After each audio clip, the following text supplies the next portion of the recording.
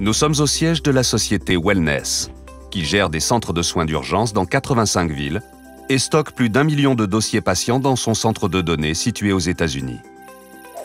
Un lundi matin, ce centre de données est victime d'une cyberattaque.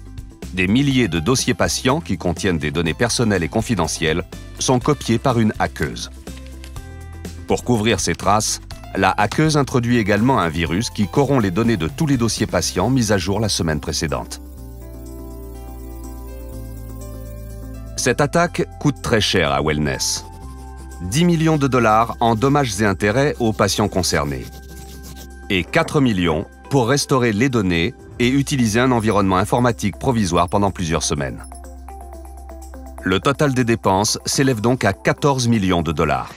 La couverture d'assurance de Wellness se compose d'une police cyber assortie d'une limite de 10 millions de dollars qui couvre la responsabilité civile et les données, et d'une police dommages aux biens, limitée à 10 millions de dollars pour les dommages affectant des données, les frais consécutifs et les pertes d'exploitation.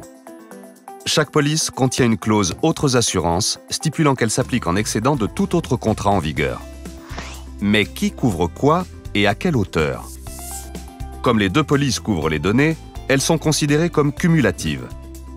Les assureurs décident d'indemniser chacun la moitié des 4 millions de pertes liées aux données. Wellness reçoit donc 2 millions de l'assureur dommages et 2 millions de l'assureur cyber. Il reste 8 millions sur la police cyber pour couvrir la responsabilité civile, les 10 millions de la limite globale, moins les 2 millions versés pour les dommages affectant des données.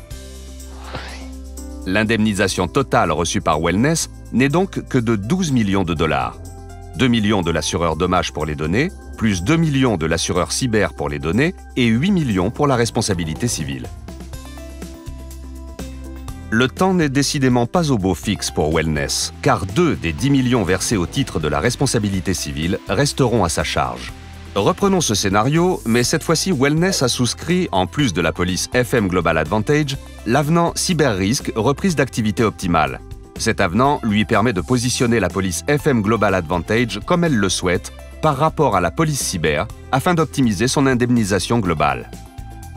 Wellness préserve la limite de la police cyber en matière de responsabilité civile et positionne la police FM Global en première ligne pour les dommages affectant des données, les frais consécutifs et les pertes d'exploitation. FM Global paiera donc les 4 millions de dollars liés aux données endommagées, selon les termes et conditions du contrat, tandis que les 10 millions versés au titre de la responsabilité civile seront pris en charge par l'assureur cyber.